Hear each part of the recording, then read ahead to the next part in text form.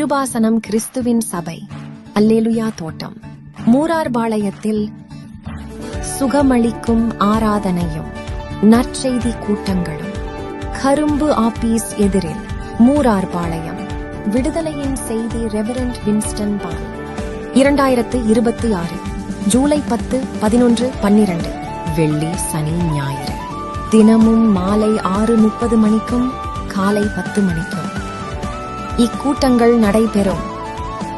பாவம், சாபம், பிசாசின் கட்டுகளிலிருந்து விடுதலை பெற யாவரையும் அன்புடன் அழைக்கிறோம்.